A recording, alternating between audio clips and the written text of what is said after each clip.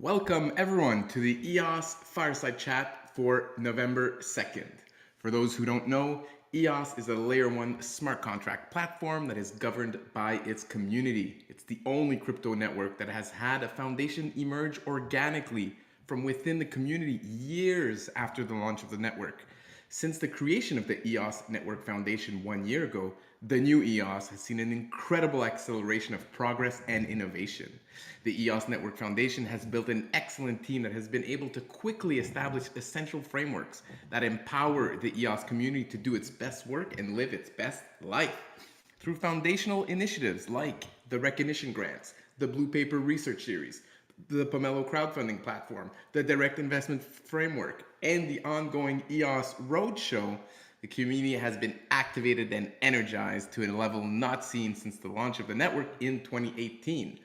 EOS is in the midst of an epic narrative reversal, and the new EOS has the potential to become the greatest crypto comeback story of all time. My name is Stephane. I'm one of the co-founders of EOS Nation, currently a top-ranked block producer on EOS and other Antelope chains, and I'm happy and honored to be your host today. So thanks everyone for joining us live on Discord. Of course, if you're live with us on Discord, we encourage you to join the show at any time in the voice chat. Just hop in, say hi, share a comment, a question. It's all good. We love hearing from all of you. Also, shout out to everyone tuning in on other platforms, as this show is streamed live to YouTube, Twitter, and Facebook. And we'd encourage you guys to join our Discord server so you can get even closer to the action. Today, we'll be, of course, talking about EOS, but also the Antelope ecosystem. Antelope is the name of the community-owned blockchain software that powers a variety of highly performant blockchain networks, such as EOS, Telos, Wax, UX, and many others. Today on the agenda, we've got some very spicy topics for everyone. Of course, big news last week was the partnership that was announced with the city of Busan. We're hoping that Yves can make it onto the show today and we can hear some of his thoughts. The ENF also revealed their new CTO just a few moments ago. So Bart Wyatt is now the CTO of the ENF, and he's also scheduled to join us today so that he can say hi to the community, maybe answer a couple of your questions. The Trust EVM GameFi Hackathon event, there was a Twitter Spaces event just a few hours ago, again this morning, revealing a lot of the finalists for the Trust EVM Hackathon. Some really cool looking projects that made it to the finals, and we'll be briefly going over them later on in the show. There's also the EVM Ideathon video gallery that was just published. Chris Barnes is going to be sharing more about that. We'll see if there was enough submissions to his liking. We are going to also announce the winners of the Road to 10K promotion. We are going to be talking about the RET interview with Altcoin Daily that happened in Dubai. Antelope Tools by Edenia was recently released / rebranded. And the Eden position paper was published on Helios. And the Antelope Coalition calls are now published in written format. And we're going to wrap up the show with some tips on how to write a great Pomelo grant. And of course, the open mic session. Before we get started, a bit of housekeeping as usual. Reminder to state your name when you jump on the mic. And of course, reminder to share some pics and memes in the text chat here. We love to see it. The Pop Token monthly raffle is going on today. So you still have about 50 minutes to join up the contest, blend yourself a raffle ticket for this month, and be eligible to win prizes like EOS and or NFTs. So I'll share that link right now. You need 4 Pop tokens to get in there, to get into the raffle this month. And of course, you can sign up in the PopBot chat channel for your daily dose of Pop tokens for those of you who are in here on the Fireside.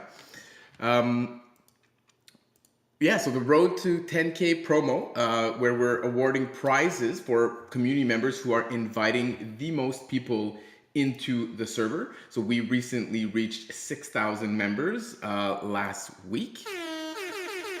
That's great to see the growth of the community, and we'll be sending out some prizes. So our big winner is Chris Barnes, who's earning himself 50 EOS for inviting a bunch of people. I think over 100 people to the server. So that's great to see. Thanks a lot, Chris.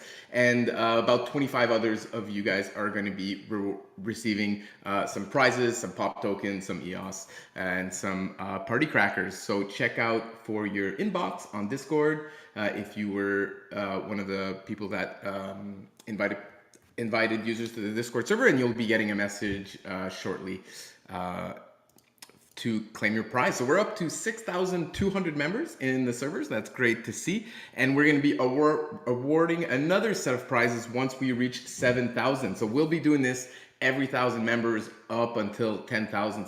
So it's still a good idea to create that custom invite link and share that on social media, get your friends in here, and earn yourself some rewards for doing so. All right. Here we go. Let's see what's going on in the chat. We got some fire from Yana. Love to see it. Mel sharing some antelope pictures. That's great. Okay, are our special guests with us already? No, Zack and Yves are not with us yet. So we'll keep these topics for a bit later. I see that Chris Barnes is here already. Chris, do you want to come online and talk about some hackathon updates?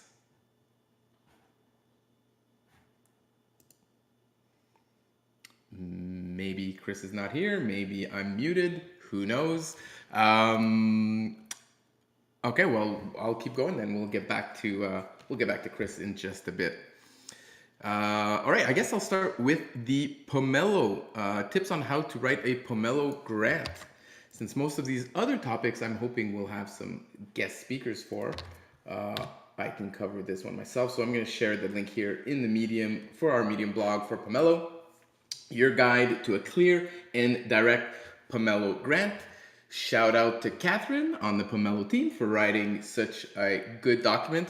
I actually learned some things, and when I was reading it, and as someone that's written a grant in the past, in season 3 we had our hot sauce grant, and obviously I'm very involved in Pomelo. Still some good information in there, so definitely recommend all of you who are considering creating a grant for season 4, which applications start in under 2 weeks. So definitely time to start preparing and thinking about these things. Definitely check out the article. I'm actually going to give a quick overview of what's included in this article, because I think it's actually really, really good information that a lot of you should know, because I know a lot of you participate in Pomelo. So the article is kind of divided into 8 sections, and it's going to give you tips on, basically all the steps that you need to do to create a great Pomelo grant. So first, things you want to think about before you write. Then, of course, you're going to write your grant. You're going to revise it. You're going to edit it. You're going to proofread it. You're going to format it. You're going to translate it, and then you're going to publish it. Now, don't worry. This may sound like a lot of steps, but it's really not.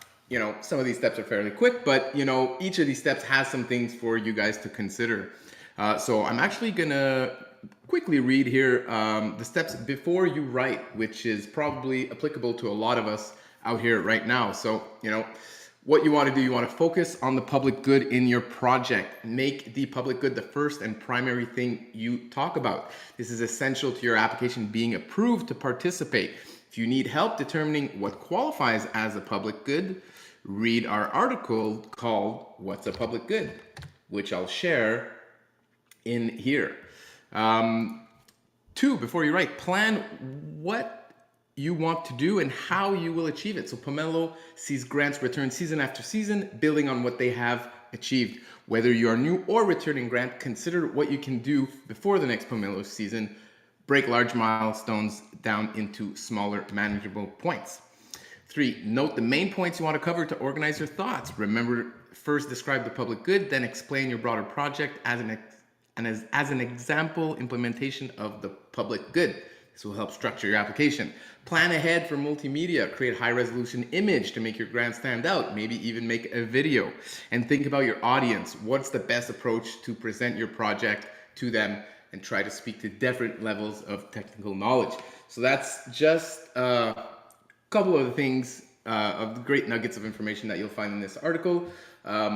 We haven't actually promoted this on social media yet. We'll be doing that tomorrow. So if you haven't heard of this article yet, don't worry, that's why. But you can also, if you follow us on Medium, get some notifications by email every time a new article is published. And you can also sign up to the Pomelo newsletter if you want, where we send out regular updates about a variety of topics throughout the Pomelo season and Pomelo off season too. All right, so I see that Zack Gall has joined us. I see that GlueDog is not happy with our pop bot that isn't working for him. If you guys do have some issues, just leave a message in that pop bot chat and we'll make sure that everyone who wants to get a pop token will get one. No worries there. All right, welcome Zack to the show. Thanks for joining us. Do you know if Yves is going to be joining us soon or not? Do we wait for him for the Busan topic, or do we just get into it ourselves? I mean, we just wrapped up a team call, so everyone should be piling in here in a minute. All right, so let's wait for Yves to join the pile. Nice. Hey guys, Martin here. I have one question. Yeah, you just introduced like the Pomelo how to write a successful grant awesomely, and you touched upon one point, which was the translation aspect. I'm not sure if we for this season have a team that volunteers to do translation for the grants. I'm not sure if people from the EOS support team are here, and if we can discuss maybe setting something up for helping people out to get all the grants translated into multiple languages. It's kind of an open call for people on this call to see if they're volunteers. Yeah, great idea. So the translations are definitely an important part of all of the communications that the ENF does. They want to make sure that the English, Chinese, and Korean communities are all equally served. In Pomelo, there is an option to translate your grants. It's not required. However, if you want to, put all the chances on your side to get as many donations from the community as possible, translating your grants is a very good idea. At the very minimum, run it through Google Translate and you'll get, a translation that you can put up. But like Martin is saying here, maybe there's an opportunity for a group to offer some translation services for all the Pomelo grants that are going to be coming online in the next few weeks. Drew Block here coming in the comments saying that the EOS Bees did his translation last time, so that's cool. Something to consider for all of the grant owners out there. Yeah, maybe we can coordinate this in the next 2 weeks in the Pomelo Telegram chat. If they're volunteers, or if the bees are running again, then we can make this public. If your support is ready to do this as well, let's organize this and find a pipeline to get as many grants translated as possible. I think or maybe maybe a team submits a Pomelo grant to do Pomelo translations for future grants. Maybe that could be a thing too. Who knows? Absolutely. So Andrew here sharing some details of the EOS Bees translation service, saying it was about $40 for about 1,500 words. So there you go, some information for all of you to consider. It definitely comes in handy when you want to do one of the Pomelo pitch sessions in the Korean or Chinese community. If they can pre-read your grant, and then you can do a quick chat and a quick introduction, and they already can ask you some questions. So to get the conversation going around your grant, that's really helpful to have it translated properly.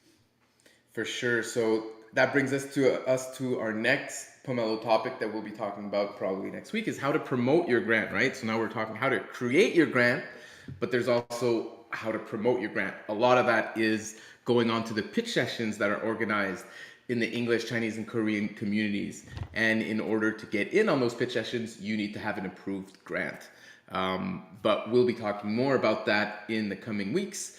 As a reminder, applications open on November 14th, and donations open on November 23rd. So those timelines are coming up on us very quickly. So hopefully you guys are already thinking about your grants for this season. All right, I see that Yves has joined us on the Fireside. Welcome to the Fireside, Yves. Do you want to jump on the mic here and talk a bit about your recent trip to Korea? I'm sure a lot of us would love to hear your thoughts on that. Sure. Thank you. Thank you for having me. Sorry for being late. I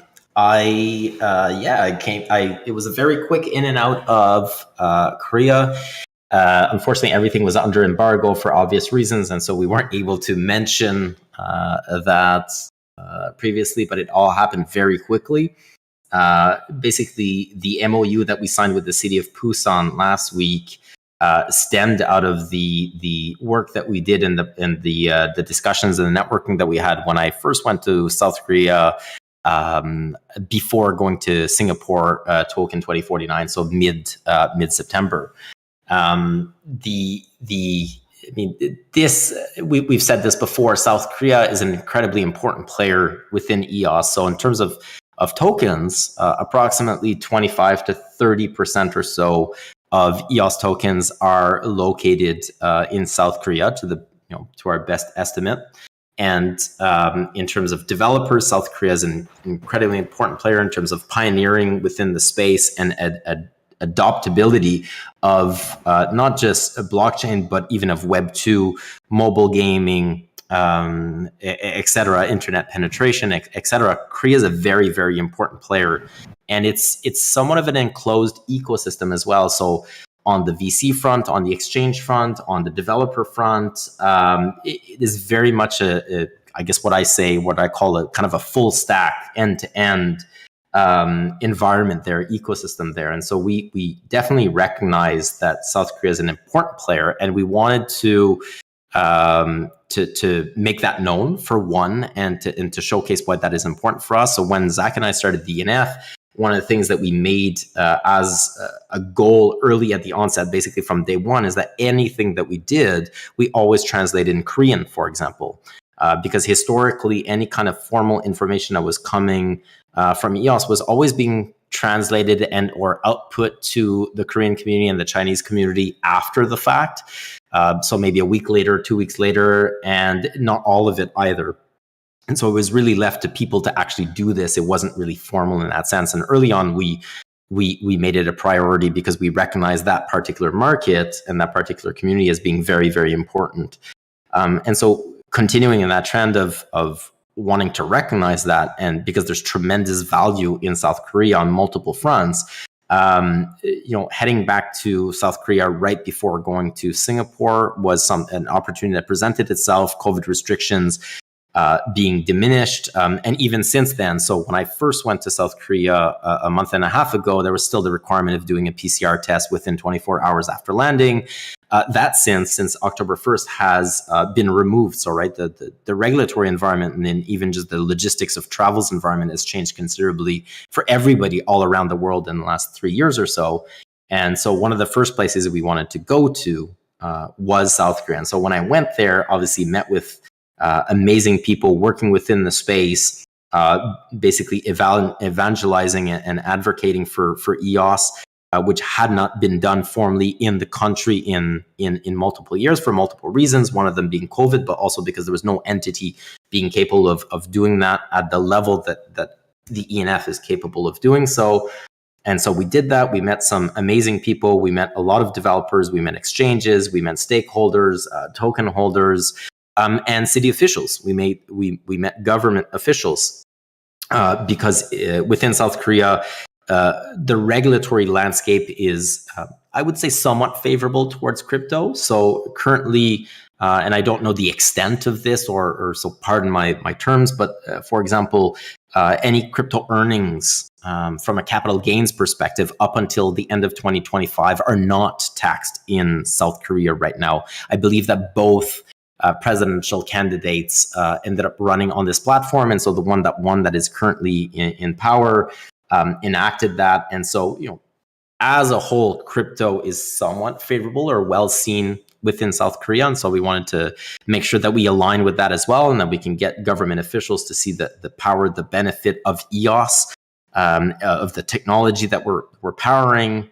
with Antelope, the code that we're maintaining and that we're growing, and that we're essentially open for business, and that we want to be there in that market very early on in a very formal, very public manner. And so this MOU opportunity presented itself. If you look at the others within that MOU, and I'll explain as well what an MOU is, because I've received a lot of questions about that. But if you look at the MOU and the other participants in the alliance, so the VCABB, they're all exchanges except Coiness. So Coiness is a media partner within South Korea. But if you look at the four others, they're either exchanges or they're VC funds. And if you look at those who have signed MOUs with the city of Busan prior to this, it was Binance, FTX, Huobi. So it's all exchanges. So yes, they have their own exchange token, but they're not layer ones. They're not blockchains, so to speak. And EOS is the first one. EOS is the only one. And this alliance right now essentially was put into place by the city to be able to act kind of one as a filter, so that in the future, if others want to partner with the city, they'll essentially have to go through the VCABB, the current alliance, and we're one of the original founding members. And so we need to kind of vouch for somebody else to come in. The idea is, if you look at, and I believe that the MOU is published, and if not, then I believe it can be, because I believe it is public. But basically, what an MOU is just a memorandum of understanding. These are quite standard and quite formal for government to do with industry. So it's very difficult for government to actually make formal agreements with industry unless there are formal contracts, because they're hiring you to do something. But outside of that, an MOU is a very effective way of doing this, and it's very formal. It's very real. It means quite a lot. And it basically signals intent. And in this case, the intent that is being signaled by this MOU is that the city of Busan has entered into an MOU, which is a non-binding agreement. So MOUs are non-enforceable, but it's a signal of intent that basically these entities have capital, and they've got capital to deploy, and they're looking to deploy capital, which we've been doing with the ENF over the last year or so.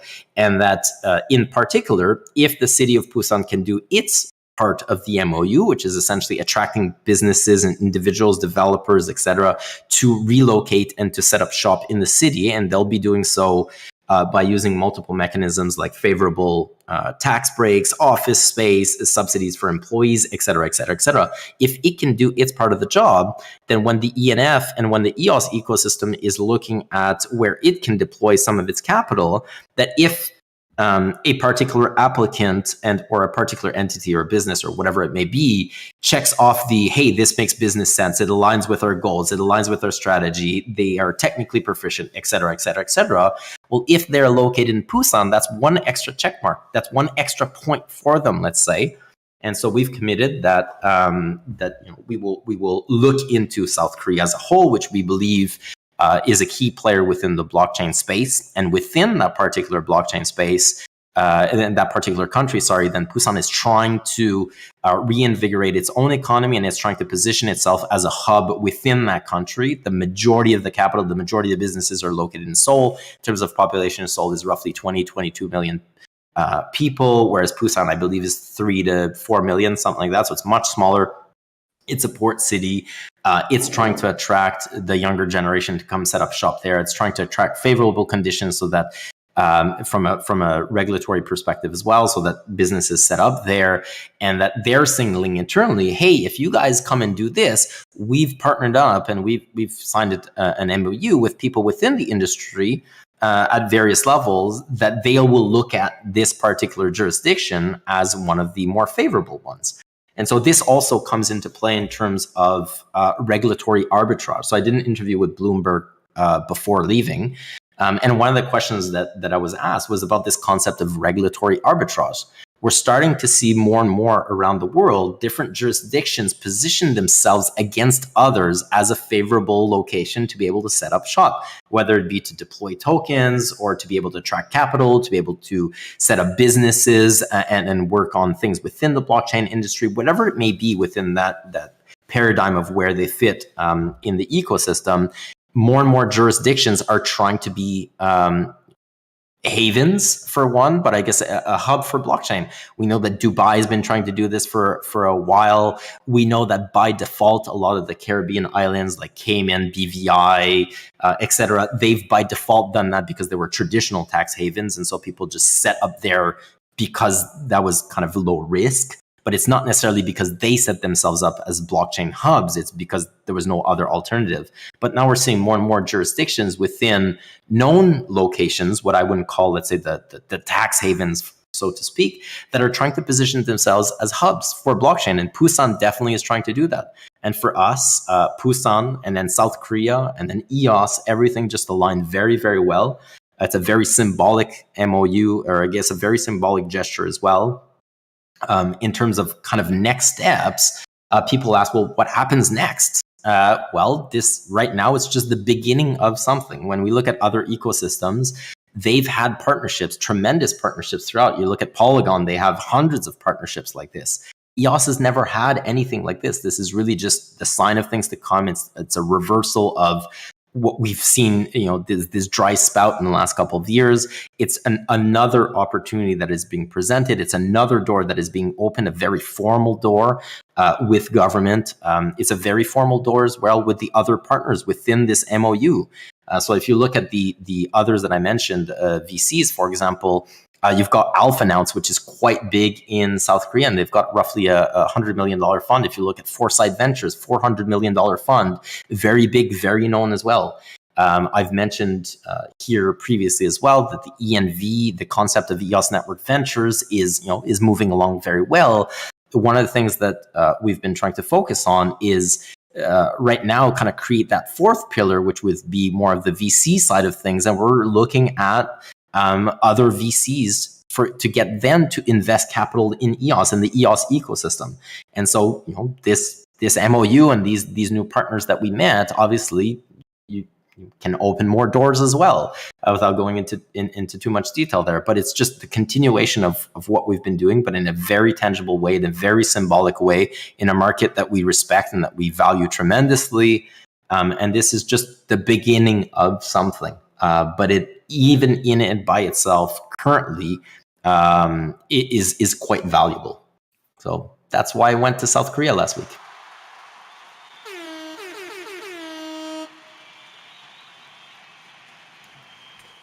Great stuff, Yves. Great stuff. Great work. And thanks for sharing some updates and your perspective on all of that. We got some comments, of course. I shared some pictures, some great pictures of Yves out there signing the MOU. Yves mentioned the VCABB a few times. That stands for Venture Capital Alliance of Busan Blockchain. Apparently I was not pronouncing that city name right. I'm not surprised. Jack Bytes saying here that it's a great idea that South Korea is hosting the crypto space in the free zone area, where all the biz are in a neutral space. This MOU is very significant. Jack Byte's very excited about that. Yeah, so it's so Busan is basically an SEZ, so it's a special economic zone. So if you look at, for example, how China started working with the West in the 70s and such, and then further on the 80s and the 90s, one of the special economic zones that people know of are, for example, Shenzhen, Shanghai. And so those are areas where, from a regulatory perspective, they're different than the rest of the country.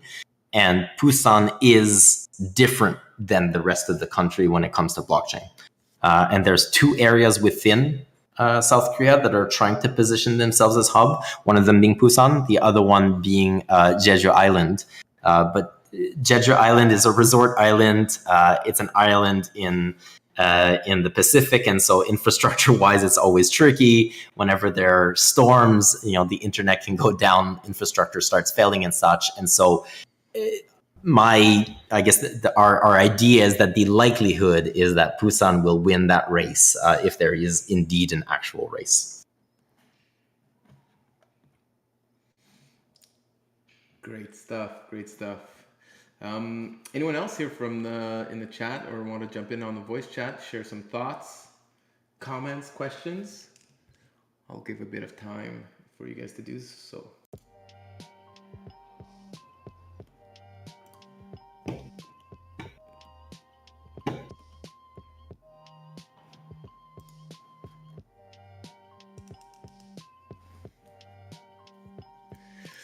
All right, moving on to our next big topic of the day, the new ENF CTO. Bart is back. Very big news. I saw a lot of people were very excited about this news on social media. I think Bart is with us today. So I'd love to invite Bart to the stage.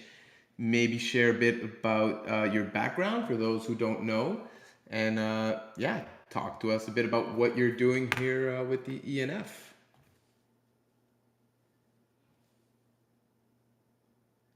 I see you've unmuted, but we can't hear you just yet. Usually people first time on Discord, they do need to mess around with their mic settings. So if you right click the mic icon at the bottom left of the Discord, you'll probably be able to choose the correct mic for us to hear you.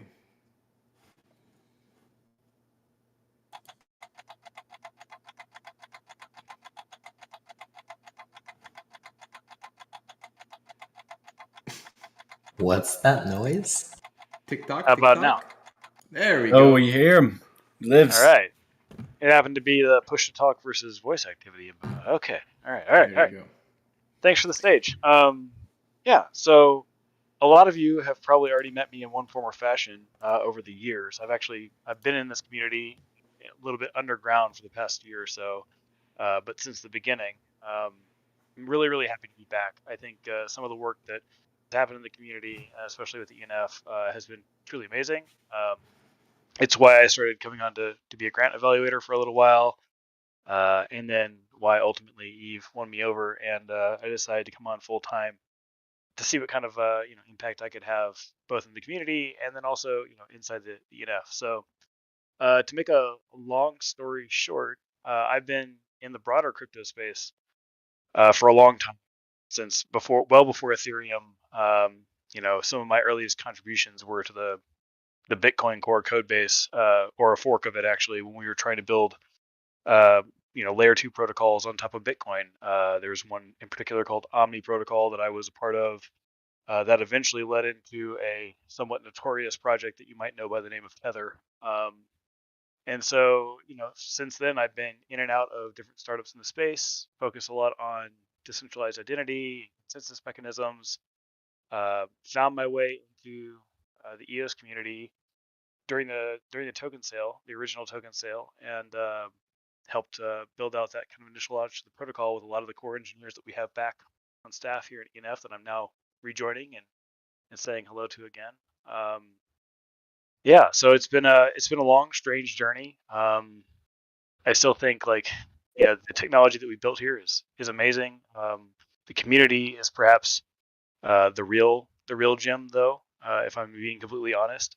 At this point, a lot of people have seen the technology and adopted it into their own blockchain networks around the planet, but the one thing that they can't really take is the community, and so that community is our special weapon at this point. So I'd like to hear from everyone in the community. I hope at this point you look at the ENF and you say, they've come through and been like a reliable partner from like the product and the engineering side and the protocol side. If you have any doubts or any concerns, please reach out. I'm new to the ENF, but I'm here to kind of push it forward, and hearing from everyone here as to what we've done right and maybe what we've lacked on would be great. I think that transparency, that communication, that conversation is something that I'm super happy to be a part of this time around, if you know what I mean. So before I say anything else more scandalous, I'll go ahead and stop there and kind of open it up for questions, I guess.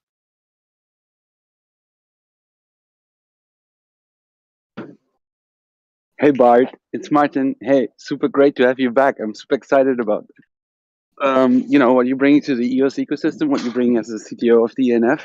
One thing that you haven't mentioned yet, and that I'm personally super excited about, that you have been working with NFT 42 for a while, who've brought NFTs on chain, images on chain. They've been like really awesome, like innovative in the NFT space, bringing I think projects like Avastar, super early stuff to the block space. So yeah, super happy to have you back. Looking forward to get more NFT stuff on EOS and Yeah, innovate in that space. It's awesome. yeah. Thanks so much for the shout out. Yeah, I'm coming from NFT 42. I was the CTO there for about a year and a half. And yeah, we were kind of influential in pushing on-chain NFTs in the Ethereum community actually, which coming back to here uh, gave me some good perspective about how things are done, in the other community, and what that ecosystem looks like, and where we could um, come up to speed with some of the things that they have an advantage on us in, and then maybe also exceed them in other places. But the whole concept of like pulling more stuff on chain is something that I really believe in for both, EOS and the broader blockchain ecosystem. I will say it is a titanic fight in the Ethereum ecosystem to get things on chain, and I think that's a situation where the core technology of EOS has a staggering advantage. So particularly when it comes to NFTs, as we move forward in that space, and as broader trends like GameFi really come aligned, I think positioning ourselves to be a much better place to have a true on-chain NFT based experience is going to be something that comes easy to us, much easier than the uphill fight that we had at NFT 42 on Ethereum. I'm still involved in them, still in the NFT space. You'll notice my avatar is an NFT from a project, so you'll probably see some cross posting in my various socials as those projects still bloom. But yeah, definitely looking forward to what that could be as part of the broader EOS success story. What do you guys mean when you say on-chain NFTs? Yeah, Called so NFTs on-chain? I can well, also okay, so like, specifically, the least amount of on-chain stuff you can put and still be an NFT without people really getting mad at you is basically just who owns it. Who owns this NFT? Where's the ownership lie? Some people then also put the metadata, like the actual description of what are the characteristics of that token, on chain, meaning it literally doesn't go off of the blockchain to a different service, even if that different service is decentralized, to fetch the metadata. You've already lost probably like 60 to 75% of NFT projects when you say that. Most of them just have a link to a file hosted somewhere on Amazon, or best case scenario over IPFS. Then there's the top percentage, which is what we were doing with Avastars and other NFT projects, where even the art content is on chain. So literally, we would figure out ways to compress, giant SVGs and GIFs and JPEGs and all sorts of stuff onto chain, so that when you query it from the blockchain, all of the data, several hundred kilobytes, sometimes megabytes of data would come from the chain directly. No middleman, no external party, no third party. And that means that no matter what happens in the wide world, as long as you have that NFT, you can have the entire NFT. There's degrees of safety there where every little piece that gets off chain is technically like a dependency that I have on that NFT for something else to survive. And so some of it is kind of like a brand of luxury in the NFT world to have like a truly on-chain NFT. Some of it for technical reasons, then you could have the artwork governed by a smart contract. It can evolve over time in a very, very, trustless way. And so they can be really cool. But that's what we mean when we say on-chain NFT. It's like not just an NFT, it's even a higher tier of subscription to this idea that the blockchain should be the source of truth. Very cool. Very cool. Thanks for answering. And to add to that, EOS is extremely spoiled / wax because 100%, most of all the NFTs that are minted are all 100% on chain. Attributes are on chain, descriptions on chain, everything is on chain. So we, by default, EOS and wax and all the other atomic assets are by default 100% on chain. Other than if you're trying to add some more mechanics and stuff like that, but in EOS, the images are on IPFS. They're not on EOS or Wax. Yeah, but that nobody puts. So when even the Ethereum, that's what they do. Yeah, they're putting the image on the same chain where the NFT resides. That's the ultimate level, basically. Well, that's like a little bit too much. It's too intense. No, it's not too much. It's not too much. But if you try to put an actual image, like a picture or like a video, then you're just limiting to yourself to a certain specific design of fully on chain. Like you can't put an MP4 video in JavaScript, coded. But anyways, that doesn't matter. But the attributes is the big thing, right? So a lot of it too is a lot of the NFTs are like an external web server that's just an endpoint.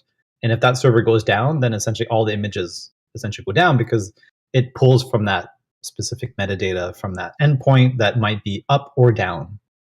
So we're just extremely spoiled, I think, on EOS. We have a lot of things on chain. And it's extremely difficult on Ethereum to pull off what EOS is doing and Wax is doing, just because they just cost more gas to store more data. Yeah, and I think especially like at that base level, EOS has always run ahead as far as resource capacity and availability. So we'll see that become a multiplier effect as we get further into some of these markets, like the atomic asset standard and stuff like that. It is funny how much going from this community and doing kind of a sabbatical in the Ethereum community, realizing how much this community takes for granted as far as some of the capabilities we have, because we've had them for 4 or 5 years now, and Ethereum has still got it on a roadmap somewhere for the future. So I think it's great that we have that. I think part of our challenge as a community and as the ENF will be shining a light on some of those advantages to the developers who, for whatever reason, aren't aware of them. And so that will mean that we'll have to kind of like, take fresh eyes to it and see it for what it is, which is like, this is still a huge advantage we have, even though to us it's like, that was news from 4 or 5 years ago. Exactly. But what the Ethereum community, what they do have is the broader market support. So, an example, Twitter adopting the Ethereum sort of ERC20 assets, then you can show your Ethereum proved asset on your Twitter profile. That's huge. So there's a lot of features like that the community and the greater global markets have adopted. So that's the big step up on a lot of these other communities. OpenSea being supported. So there's a lot of support on the Ethereum-based NFT assets that EOS is lacking in Wax.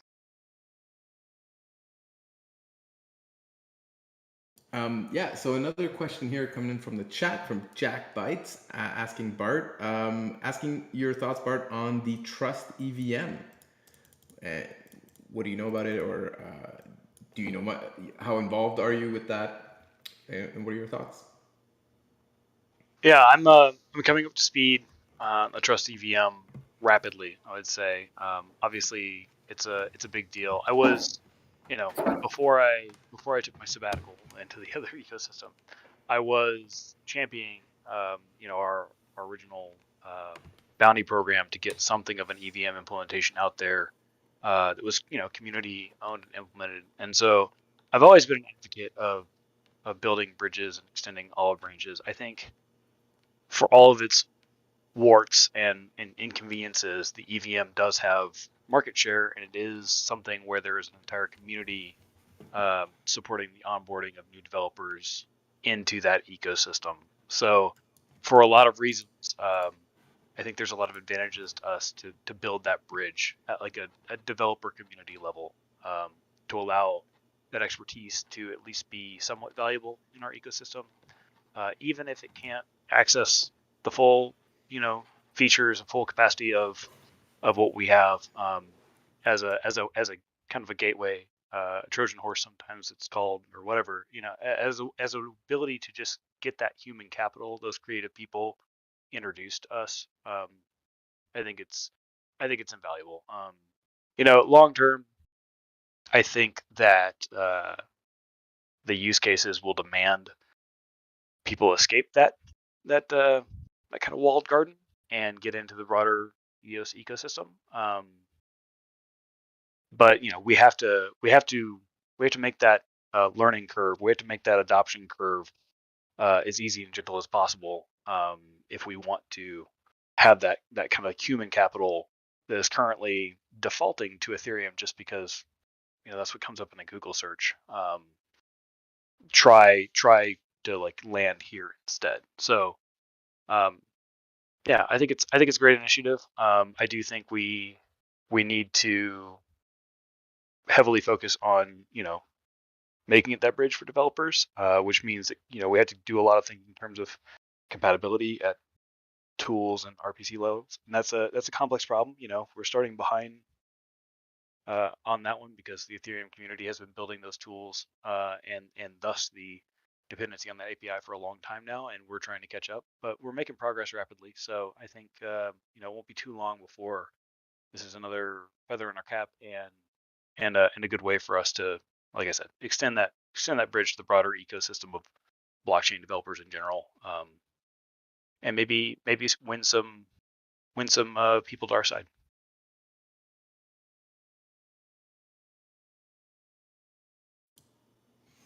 Yeah, we'll be going over some Trust EVM Hackathon finalists here in just a bit, showcasing some of the projects that are planning on deploying on Trust EVM. That's very exciting. John Paul here asks, besides NFTs, what else excites you the most in the blockchain space right now?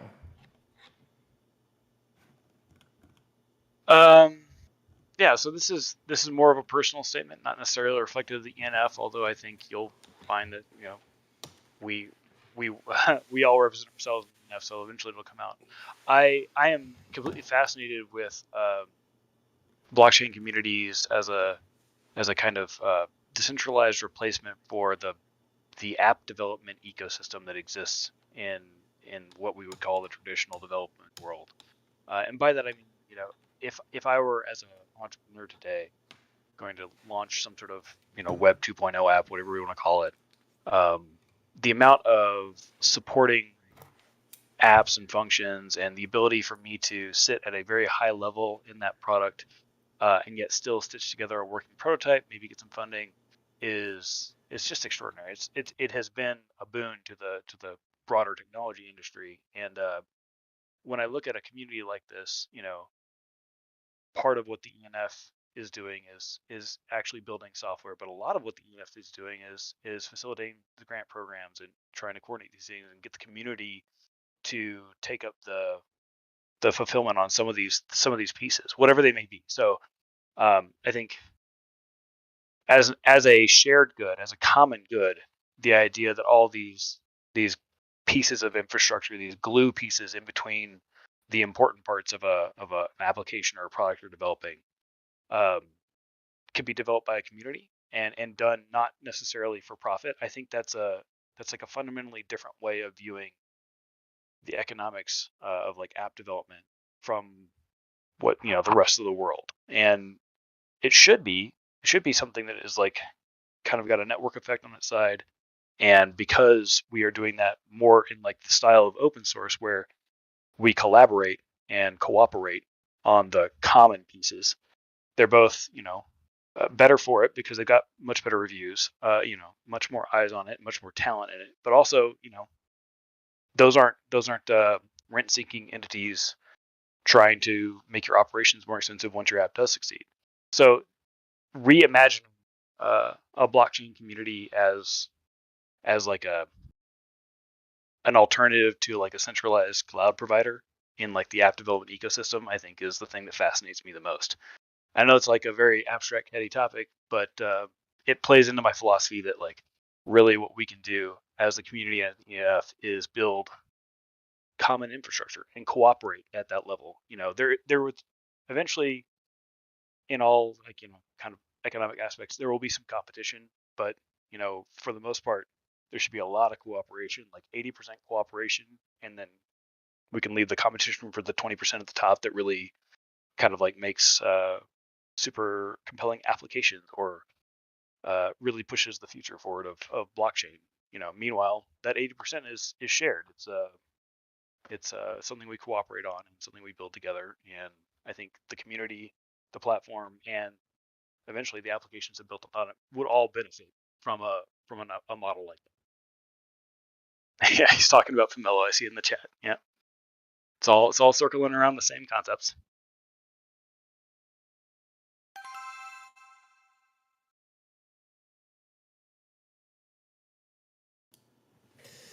Great answer.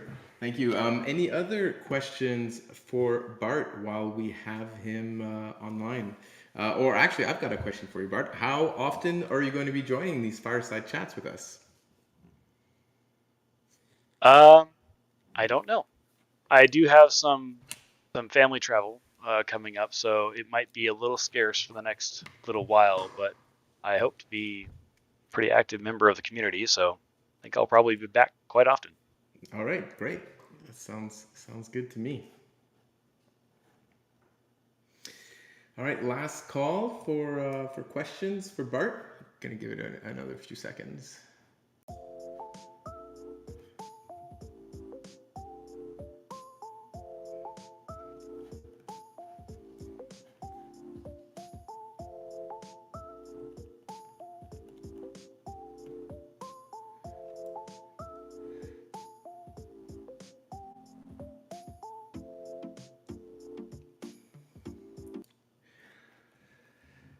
All right, John Paul coming in here with another comment.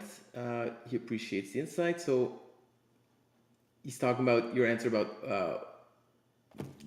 kind of your philosophy, what you're most excited about. So as a service-based features / modules that entrepreneurs can use or collaborate on. So I think, yes, that's pretty much what Bart was talking about. And that's what we're all about at Pomelo as well, promoting development of these open source modules.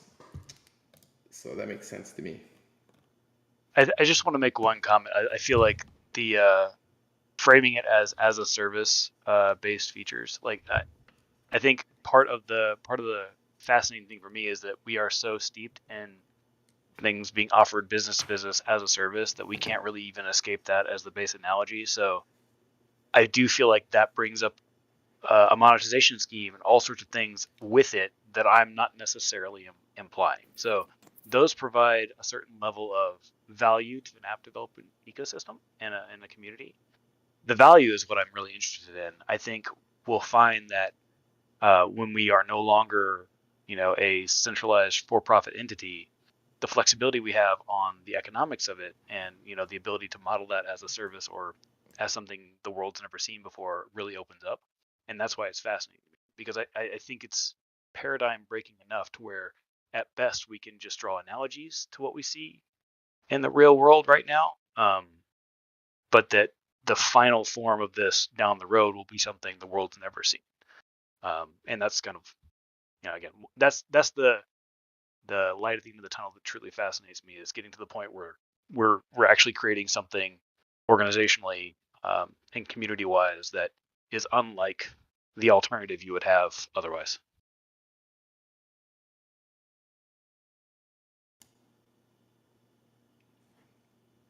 Great, thank you. And thank you, John Paul, for the great questions and comments. All right, we're gonna move on to the Trust EVM GameFi Hackathon Twitter Spaces event that happened this morning. Let me share the link here in the chat. I've not had a chance to listen to it yet. If someone here has had a chance to listen to it and want to share their impressions, I would love to hear them. But outside of that, I'm also going to share a tweet for each of the finalists here. So if you guys want to learn more about these finalists, you can follow those links. Was someone about to speak? heard something on the mic here. All right, well, feel free to jump in here if anyone has some thoughts they want to share on the Trust EVM GameFi Hackathon, and just give me a few seconds here while I share the relevant links.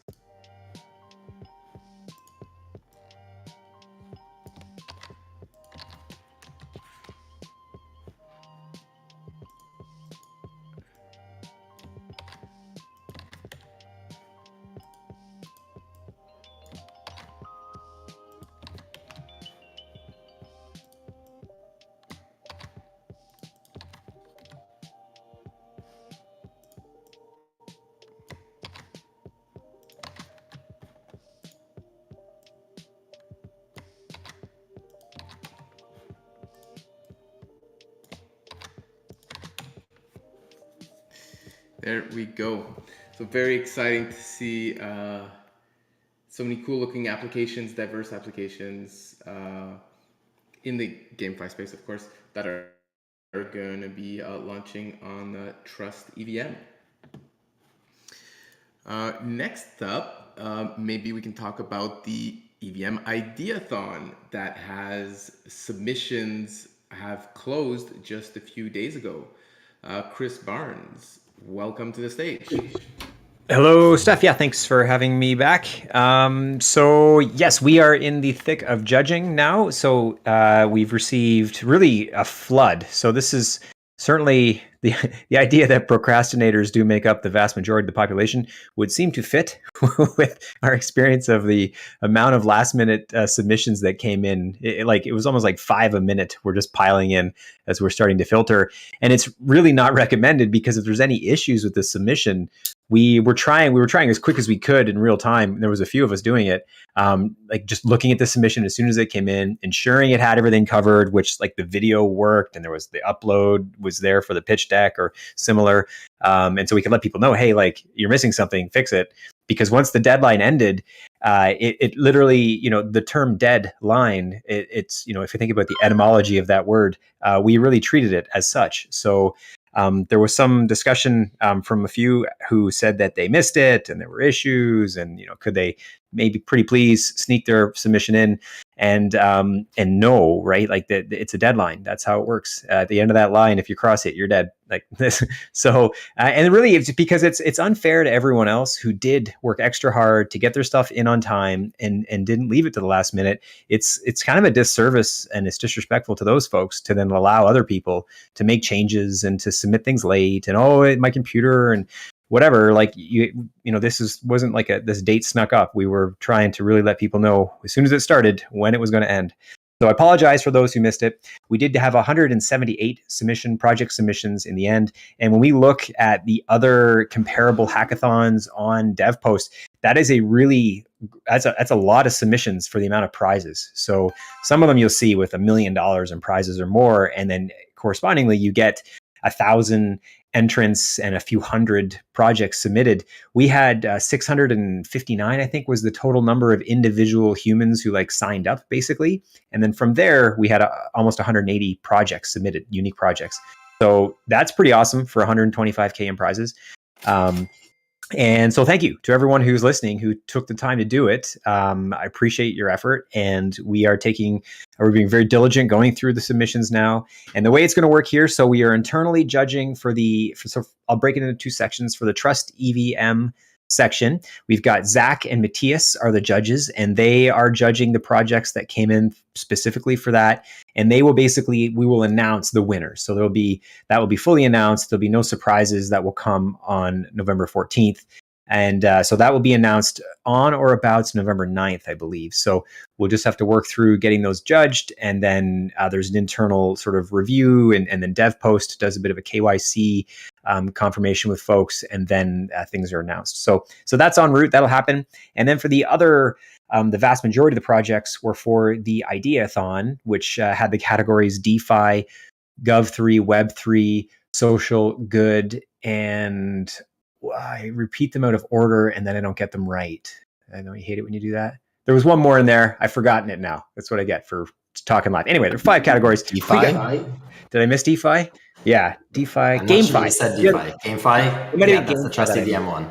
And we had it in the Ideathon. That was the trick, which was actually interesting. This is an interesting note.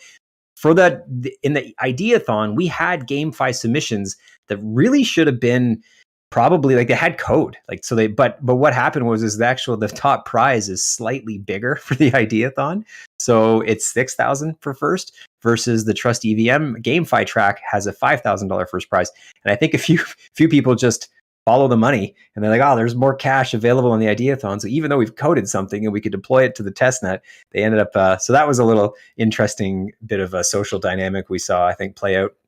And we even like messaged a few projects like, hey, are you sure you want the Ideathon? You actually looks like you could submit to the, the actual Trust EVM track. But anyway, it is what it is.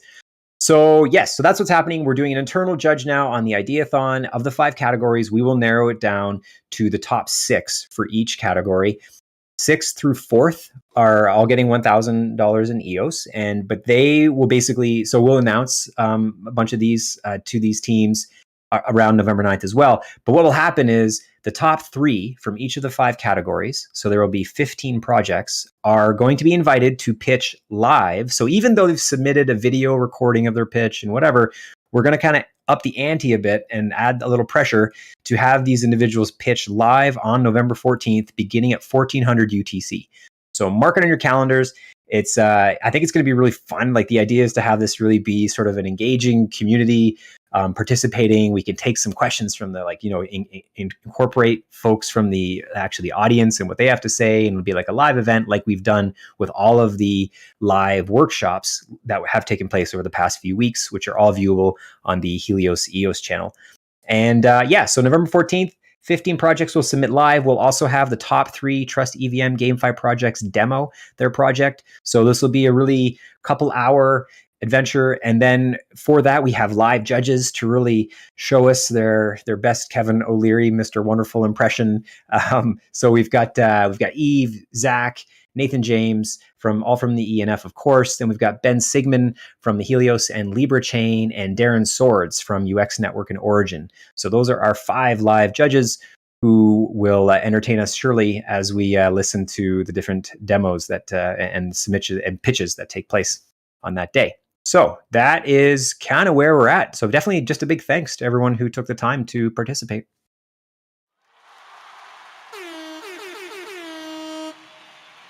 And a big thanks to you, Chris, for having led this over the last couple of months. Thank you very much.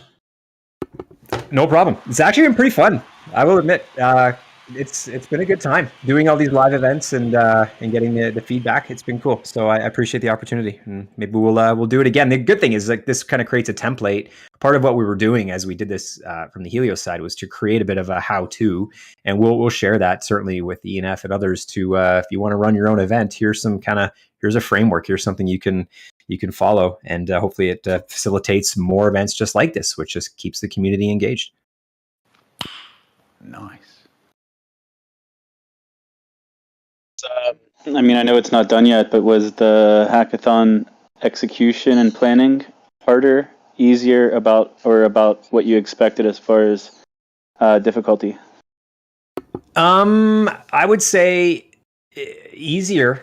To be honest, I expected more needing to help people with issues and submission stuff during it. It was a bit of work just at the beginning. Like you guys would know, we had a lot of conversation about just categories and definitions and how we want to really roll this out and prizes and just working through all that. That took a bit of time, really. And then populating the DevPost website with all the fields and getting that filled out.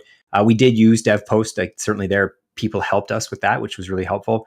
And then it just kind of just keeping these live events rolling every week. That wasn't much of a hardship. And now it's a bit of a crunch because we've got a few hundred projects to review. So each one takes roughly 10 minutes or more. Some of them we do a little bit of digging. This is the other thing I'll mention, actually. It's a bit off topic, but one of the criteria was that the project that you submitted was new, and it had to sort of become, it couldn't have existed prior to the start of our event, which is tricky, right? Like a lot of projects already existed. And I don't know, it's hard to like say, no, you can't, sorry, you can't participate. So we try to encourage existing projects to make like a change. Like, what would you change about your project and make that part of your idea to submit? And a lot of people got that message and a lot of projects didn't. So a lot of what we're doing is actually researching whether, did you really do this project? Have you ripped this off from somewhere else? Because there is some of that going on, certainly. There's people who seem like they're professional hackathon submitters, and all they do is they take projects and rinse and repeat them. And then I think they delete them from previous hackathons they submitted, because you can go into DevPost and you could click on someone's name and it'll show you how many hackathons they've entered. And you go on their gallery to see how many projects, and some of them show like none. It's like, wow, you've entered 10 hackathons. How come you can't see in your projects? It's because you probably delete them after the judging is done so you can reuse it. And then people like me who go to look can't find it. Sneaky people out there. So there's a bit of that, like playing Inspector Gadget and try to catch these cheaters, because, we don't want none of that. We want to give the prizes to those who really have deserved it.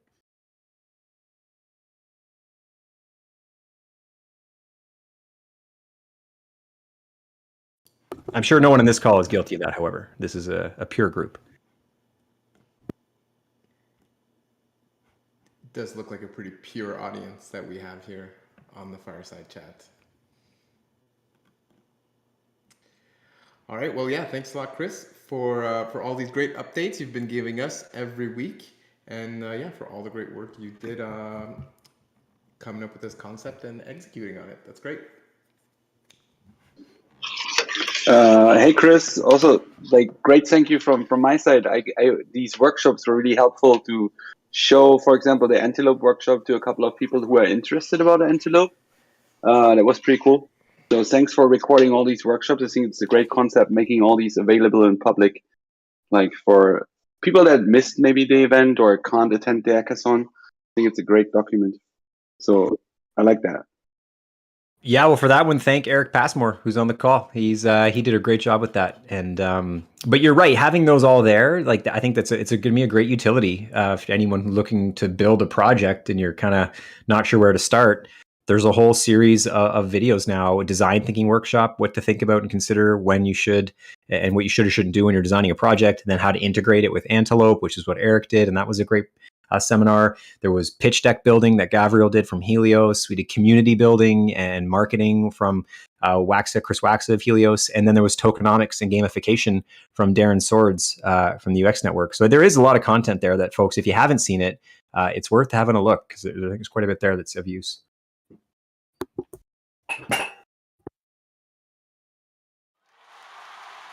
One more round of applause, why not?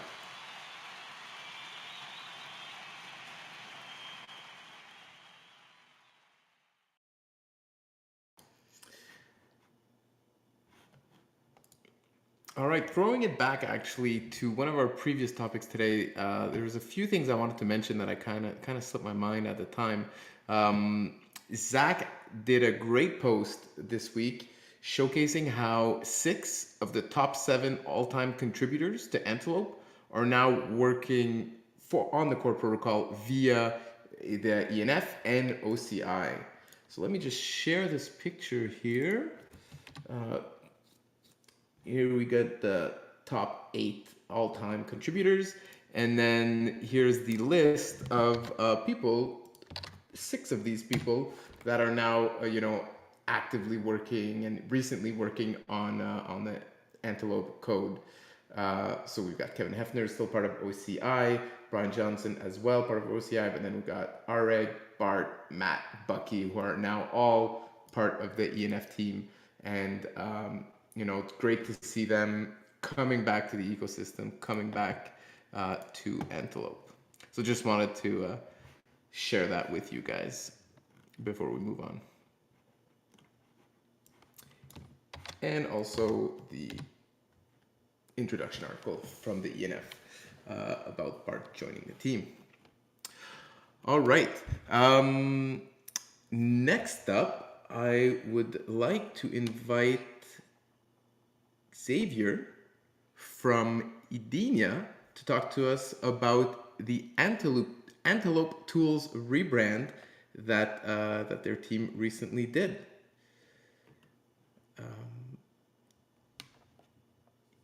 Yes, Xavier. You've unmuted yourself. That's the great first step. Now, can we hear you? The critical part of this process. Again, maybe check your mic, right-click the settings. Maybe it's the push-to-talk issue that Bart had as well earlier. Give you a few seconds here to figure it out. Can you guys hear me now? There we go. There we go. Perfect. You are live on the Fireside. Welcome. Awesome. Thank you so much for the time today, and it's been great listening to everyone today and all the great things going on. So I'll be brief about what we've been working on. As Stephane mentioned, it's Antelope Tools. So we've recently rebranded a project that we began about 3 years ago. It's an open source option for network and infrastructure monitor that any EOSIO/Antelope chain can use. And back then, when we started, we didn't really see an open source network monitor available. So we decided to create our own that could be used by any network. And basically, it's meant to display information on block producers or infrastructure based mostly on the BP.json files and system contracts or on-chain data about the different participants. And we're running this tool currently on over 10 networks. So EOS Mainnet, Jungle, TLOS, testnets, Wax and testnet, Libre, Ultra, Proton, LackChain, and also some lesser known private EOSIO chains have used the dashboard as well as a tool. So it's really been like a community public good from the beginning.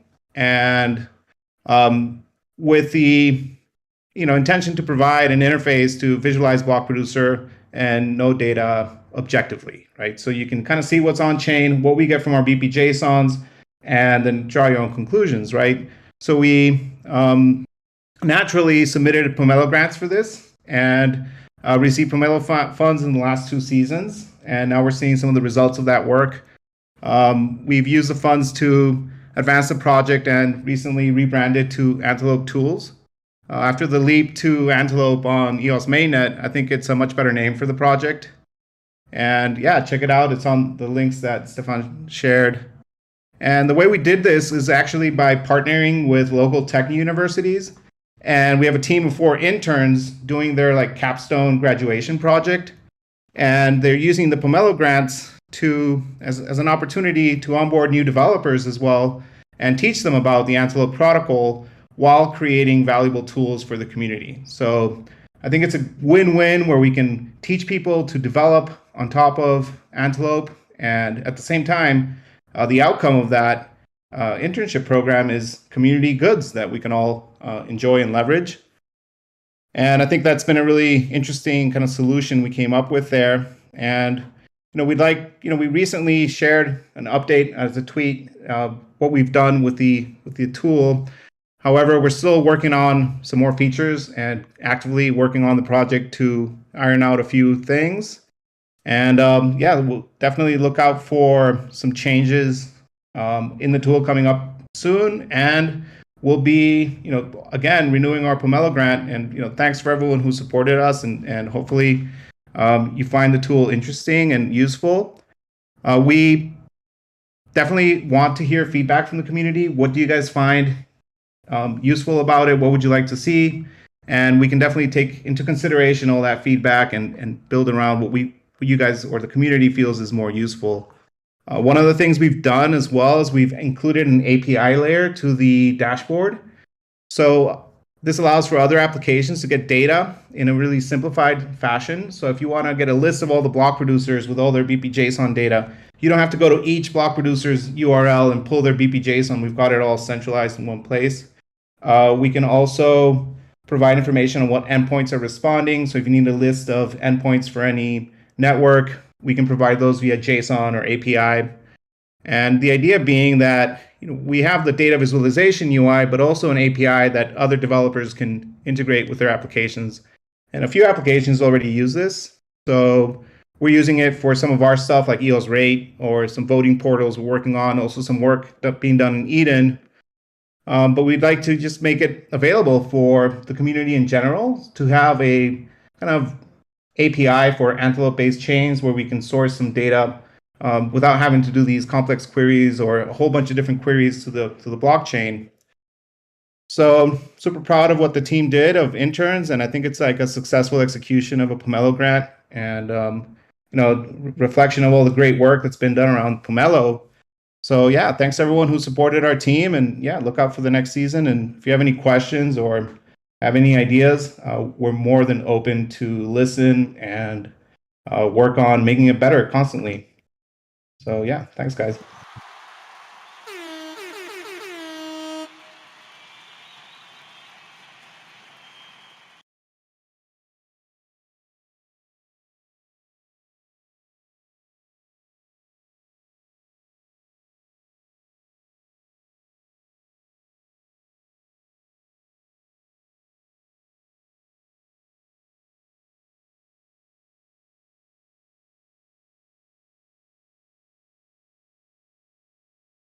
Oh, yeah, I was muted. Yeah, thanks, guys.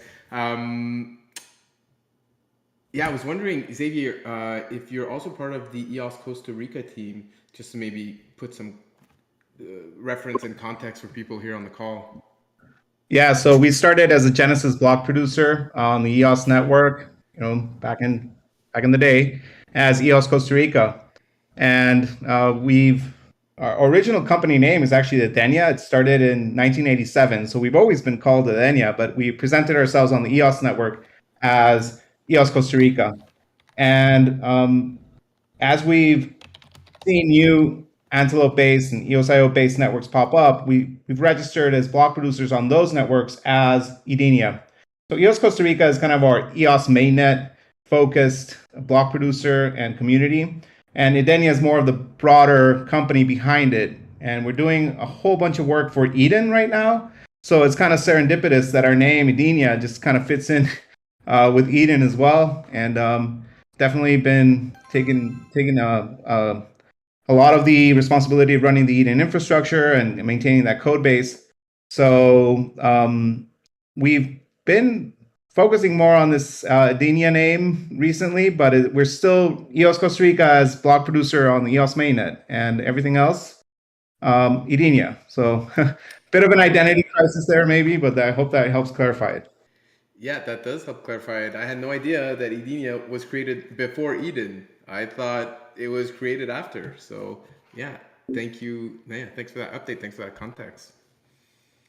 And I feel you on the identity crisis situation. You're definitely not the only team in EOS that has a kind of similar situation going on. All right, well, thanks a lot for this great update. And definitely I'd invite you to come back to the Fireside chat anytime your team has more updates, Antelope updates that you'd like to share to the community. This was great. Yeah, it'd be my pleasure. Thank you. All right. Next up here on our list of topics kind of fits in with the, just wanted to share the publication of the Eden position paper that was recently posted on Helios. Here, I'm going to share it. I don't know, Chris, I don't think this is your department, even though it's from Helios, but if you have any thoughts to share on that, we'd love to hear it. Or if anyone else wants to share some thoughts, join in. Yeah, I can briefly speak to it. There's no really that many departments within Helios, so it's all we're all mixed together. But yeah, that basically came from a series of workshops, essentially, that we did with the Eden community, and we had, I think, 15 or so show up to each. Maybe it was 18 and then 12 or something. That was the average of 15. So we had a few people show up, and we basically just tried to brainstorm some fleshing out the idea of what is Eden, what could Eden become, and there's Eden is struggling with trying to re-identify itself, which often happens when you have an organization that's founded around a particular individual, in this case Dan Larimer, who was sort of running Eden. The rules were going to be his rules, and the bylaws, for example, were explicitly going to be under Dan's control for the first year. And a lot of that has obviously changed. Dan's moved on to other projects. So those who joined Eden initially, when Dan was there, sort of had this sort of view of what it was going to look like. And then that view has obviously changed. And so this position paper was an attempt to try to gather feedback from within the Eden community as to how do we reposition what we're trying to do? What do we want to achieve? And what should our path look like going forward? So it's an interesting, it was a neat workshop, and there was a lot of different ideas, and they were essentially attempted to be distilled and kind of brought together and summarized in that paper. So to those who are curious about some of the aspects of Eden and where we could or could not go, basically are in that paper. All right, great. Thanks for that quick recap.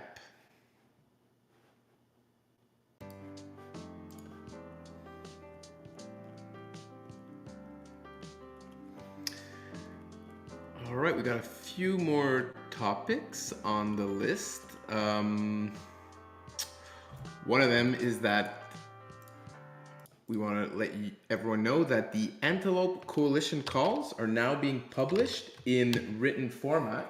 So last week was the first time the ENF published this on their blog.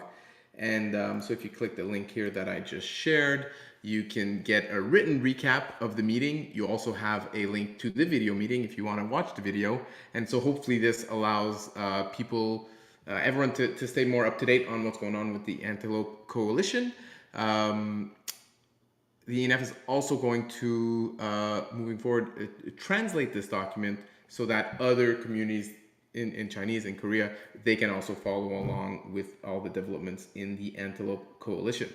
So just a quick note about that. And what else? Yeah, and then the final topic here, we had Rhett do an interview with Altcoin Daily in Dubai.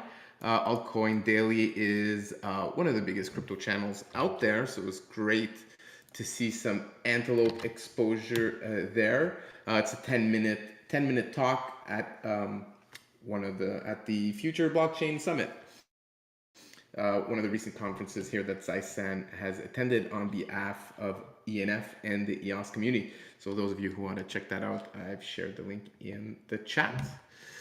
All right, so that kind of wraps it up for the topics that I had on my list. At this point, let's open it up to the community. If you have thoughts, questions, you want to share an update, ask a question to someone in the chat, or just say hi to the community, now's the time to do it, and we invite you to do so.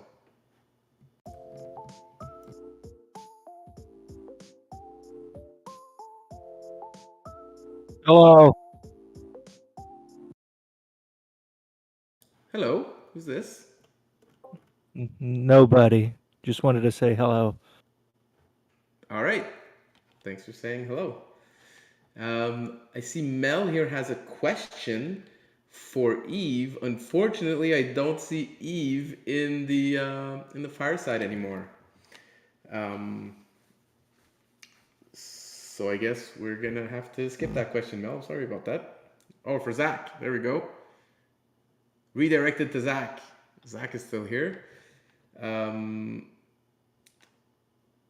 So Mel asked, has there been any updates on what other chains could potentially be joining the Antelope Coalition, or when any agreement will be announced, and if so, could the addition of more chains reduce or slow down the development significantly due to different chain objectives? Zack, is that something that you can touch upon? Nothing's been decided yet, but it has been a topic of discussion. Basically, what happened was through the web form on, I don't even think it's a web form, it's just an email, on antelope.io, there was a new project that reached out that wants to launch an Antelope chain, and they wanted to join the Antelope Coalition. And it just made it glaringly obvious what we already knew is there's no process of really or criteria of how to bring a new Antelope chain on. So that's all being discussed. I don't think a decision will be made. I mean, decisions might be made, but I don't think a new member chain will be joining probably for the rest of this year, because it's going to take some time to hash all of that out. But then another thing that kind of came up is if a dApp wants to launch and a dApp needs support and they reach out to the foundation, they're like, hey, we want to deploy on EOS or Telos or Wax, all of those teams are going to kind of jump at it, and depending on, I mean, for this example. So the other example is a chain. So a chain's different. Like, what happens when an Antelope chain wants to launch? They're not going to deploy on any Antelope chain, no coalition chain. And they may even potentially become competition. There's no entity or team to really onboard those types of projects. That's something else that's kind of being discussed internally with Antelope, but it's probably nothing that's going to come to a resolution too soon, and that's mainly because Antelope is essentially a loosely kind of loose-knit group of the 4 chains as the coalition, but there's no actual foundation. There's no Antelope Foundation, for example. There's no Antelope business entity. A lot of the things, like for the invoicing and things like that, a lot of that stuff the ENF actually does by default. But there's currently no Antelope organization. We knew this. It might be several years until it matures enough to be that. But I guess after all of that, it's just something being discussed. You could see the meeting notes. They're also timestamped. The ones that Steph just mentioned, it shows how it was brought up on the call. You can click the topic and jump right into the timestamp to see what all the chain heads are saying about it. I'm no longer on those calls. I'm still in different conversations. But yeah, I hope to see more chains. I think there's a lot of value to from a marketing standpoint also. So you go to antelope.io, it's still a fairly basic site, but it shows the 4 coalition chains. But to show Antelope as being a largely adopted software, I think it would also be valuable to show all of the other chains that are running Antelope, even if they're not coalition members. So that's just another nuance to the topic of how do we, what does it mean to be a coalition member besides the shared funding? Because then there's also kind of like the governance weight of voting on different proposals. So figuring all of that out, and it's just to figure all of that out is not a small task, and everyone needs to reach consensus on it. And there's really nobody within the coalition that has the capacity to take ownership of that, because it would kind of take resources and mindshare away from something else that's a higher priority. So it's just something being discussed, but there's no conclusion on it, except probably to say that don't expect anything in the next couple of months. Another reason behind that is because the priorities were just voted on within the last week or two for the top 3 priorities for the next quarter, and what will be funded through the Antelope Coalition. So because that vote just happened, I mean, if you're a chain looking to join the coalition, that vote to dictate the roadmap of Antelope would be something that would be something of a value add of why someone would want to be part of the coalition. So once again, just another reason it at least won't be for a couple of months. And what are these top 3 priorities that were voted on? Oh man, one was RAM limitations. So the issues like that Wax is facing because they're literally at their maximum for RAM. The other one was state domains, and then the last one I forget what it was called. It was from the Core Plus blue paper. I just can't think of the name. Jeff is going to be joining the Antelope call, the weekly Antelope upgrade call next week, and actually doing a demo of the coalition prioritization process and current roadmap. So if for those of those interested want to tune in to that, you can actually get a demo of how it's all prioritized. And today we had a really good one. We had Stephen give a demo of the ENF program management system. I'll drop a link to the summary and video for that one.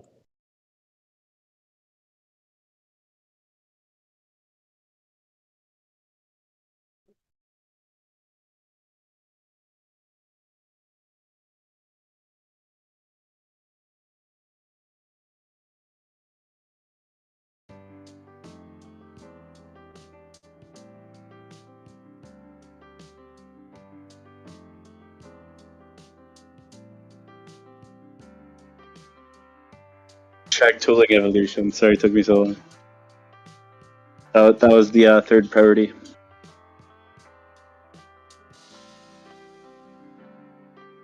Hey everyone, there's something that I'd like to discuss. Is now a good time, or kind of announce, I guess? Hey, welcome, Dogman. Thank you, Stephane. So yeah, really great conversation and really awesome work as always, and super exciting lately. So thank you so much everybody for the great fireside chat so far. And there's a couple of things that I'd like to announce here or mention and just share with the community. Some really exciting things. So I guess I'll start by saying that if people were here on the fireside chat like 3 or 4 weeks ago, I mentioned that the Eden Fractal community voted to adopt a new process called Eden Plus Fractal about 4 weeks ago. And this process essentially combines the Eden process and the Fractal process. So we meet every week on Wednesday, and we do one breakout room, or we do breakout rooms with 5 or 6 people.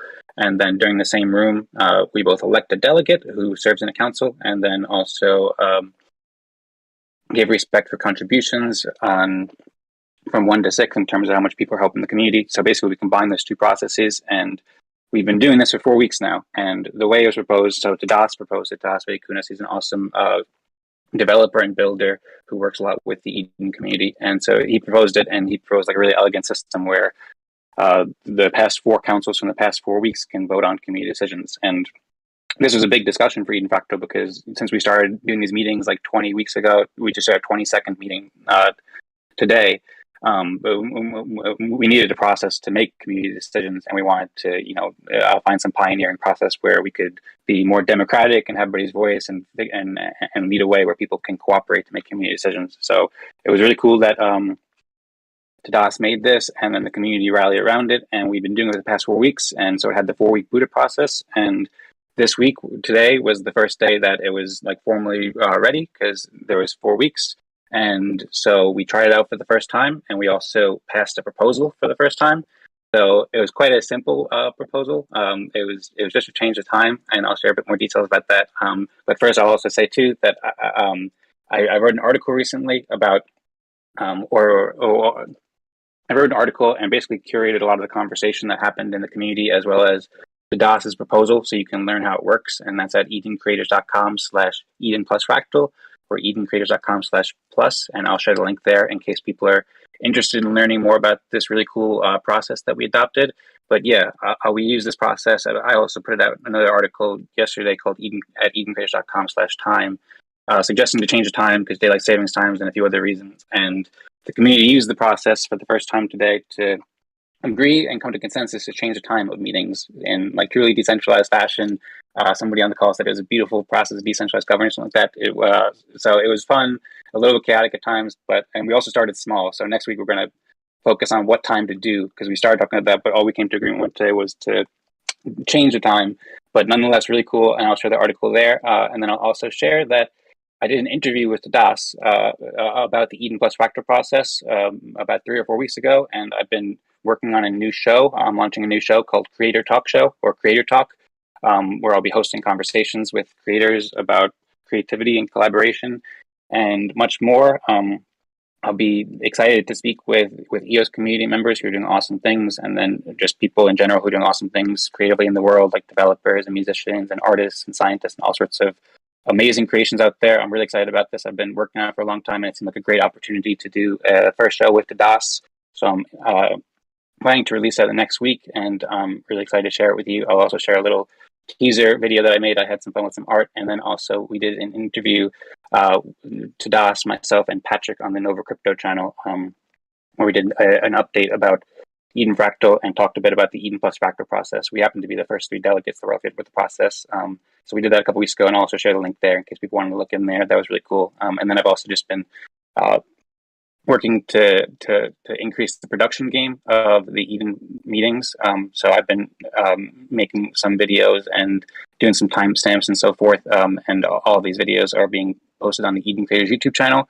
So I'll also post a link to the most recent meeting from last week, and people can explore what's been going on there. And people are welcome to join too. They're every Wednesday, currently at 13 UTC, but the time might change now because we have a process. So thank you for the opportunity to share this. I'd be happy to answer any questions or anything like that. But I just wanted to share. I thought that was really cool. So congratulations and thank you to everybody who's there. And yeah, thank you everybody for listening. And thanks to everybody for all the great work.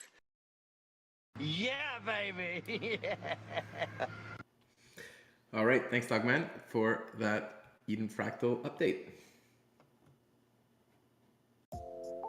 Thank you. Tony, do you want to come on the air, talk about the latest Coffee with Greymass podcast?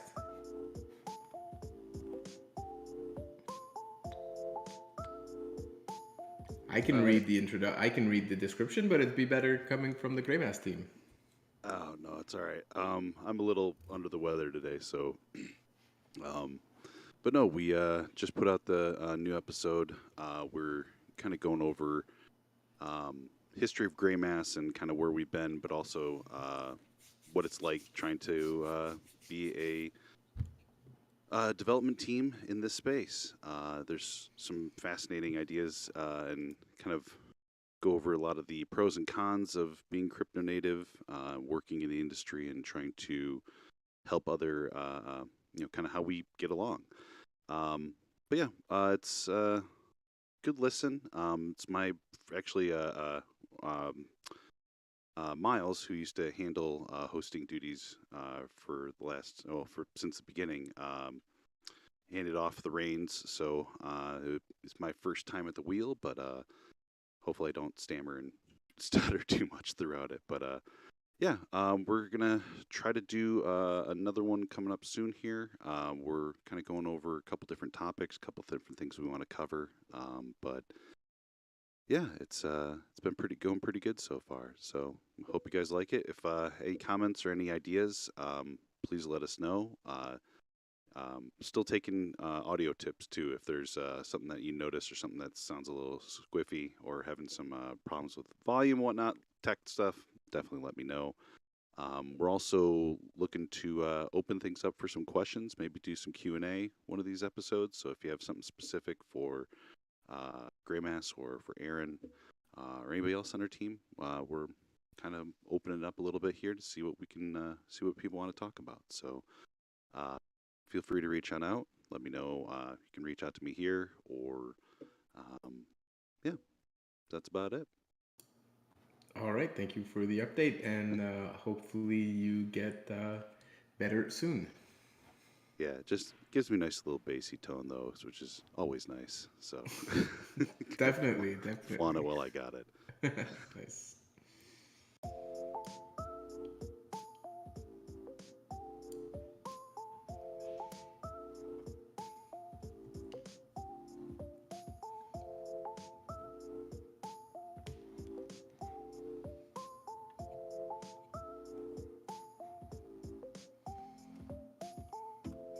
All right, still got 50 people in here live on Discord, plus whoever else is watching live on the other platforms. That's great. I guess last call, if you have questions or comments or you want to say hi, we'll probably be wrapping up soon if there's nothing else to discuss for this week.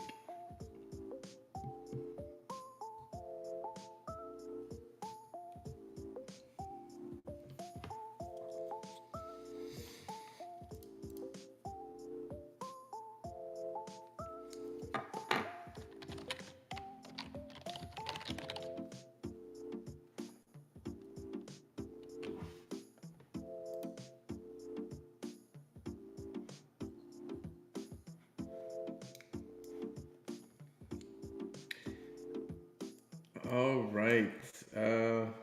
John Paul asking if there's other former hires from Block One on the roadmap to join the ENF. Are there even people left that we want to join the ENF? Seems like they've got all the superstars that we heard about.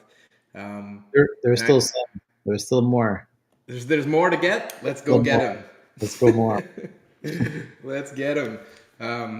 Obviously, I don't think they can comment on any ongoing negotiations or anything like that. So I don't think we're going to get an answer to that question. But yeah, apparently there's more to get. Let's go get them. And I imagine the more people who join the ENF, the more of these superstars who join the ENF attracts these other superstars to also want to join this superstar team. So definitely some good momentum building here for EOS. There are more. There are more. Who was that? Was that Zack? Yeah. Nice. Tell us more. No, I mean, just in general, so a lot of the team came from like the engineers and stuff. A lot of them came from like the original team that was managing the software. But there's other really talented hires we've made that have had nothing to do with the EOS ecosystem. So as far as bringing like OGs back, I think there's probably still a small handful of people on the wish list. There's also let's get Oro, Ash. Let's get him back. That's another superstar. It was funny. I just saw a picture from a Halloween party of it was at Ash's house. Ash, Rob Finch, and Mark Woods together at a Halloween party. So they're all hanging out. I'll see. I'm excited to see Pete K. That's someone I would love to get. I've been made it no secret. I've been trying to lobby him since last August, September. But I'll be with him in Miami at the end of November for Decentral Miami. But he seems quite happy with what he's doing. So no promises. But there's some people out there though that we would love to get. We need to get that whole scooter gang back. Scooter gang, I missed that. I'm so sad I missed that.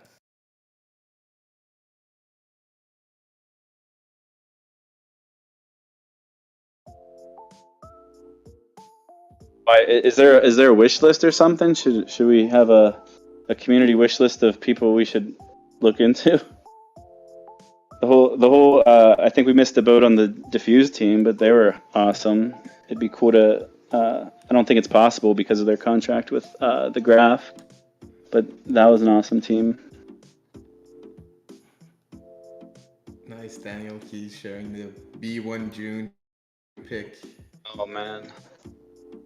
Just need to replace that voice with Antelope, make it even better.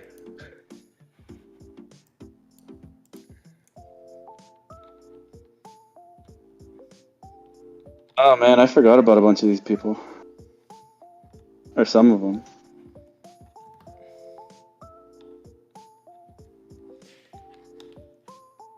Mel is wondering if we're going to get some announcements on B1 litigation.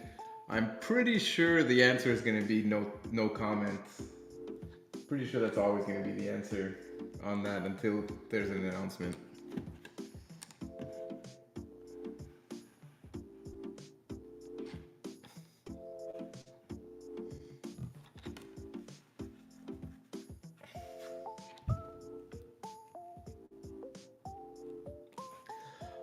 All right, I think we're gonna wrap it up here. So thank you everyone for joining. It was another great fireside chat. Love hanging out with everyone once a week, really fun times. And yeah, we'll be back next week. So until then, hope you guys have a good evening, have a good weekend, have a good week, and we'll see you again next Wednesday. Until then, let's go EOS! Go EOS. Go EOS. Go EOS. Go EOS. Go EOS.